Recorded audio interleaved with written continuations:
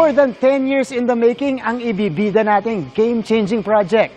Isang maruming ilog noon na award-winning pasyalan na ngayon. Lahat nagsimula sa simpleng flood control project sa Iloilo. Tara, let's change the game and inspire other cities. Mula sa pagiging tadtad ng basura, may kaliwat kanang bara sa daluyan ng ilog na tinayuan pa ng mga bahay at istruktura. Ganito na ngayon ang kahabaan ng Iloilo River.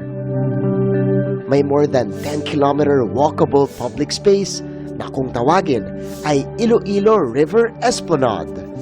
Isang linear park with landscape pathwalks at mga viewing deck para sa mga bet tumakbo, maglakad, magbike o mag-exercise with a view. Game na game yan dito.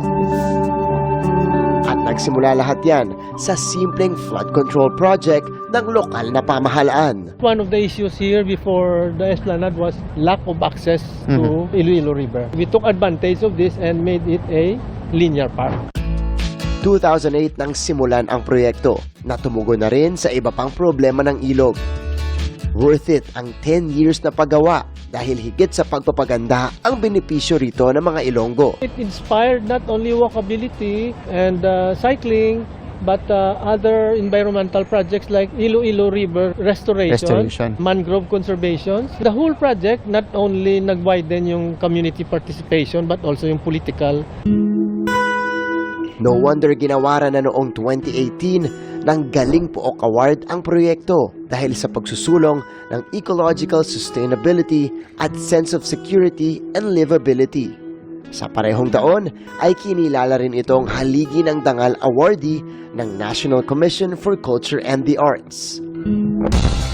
On average, hindi raw bababa sa 1,000 ang nagpupunta sa Esplanade on a weekly basis. Gusto ko pong every week mayroong routine, like mag-jogging po kami kasama yung mga cousins ko po.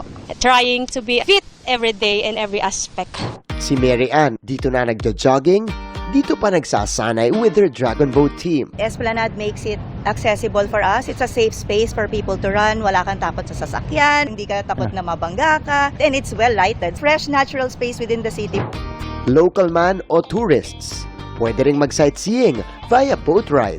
Mga kapuso, hindi lang na-revitalize ng lungsod itong kahabaan ng Iloilo River. Kasama rin po sa nakinabang dito sa kanilang proyekto ang kanila mismong mga residente. Talagang game changer itong proyekto na ito at sana ma-inspire pa ang iba't ibang parte ng Pilipinas dahil dito. Para sa GMA Integrated News, ako si Martin Javier, changing the game!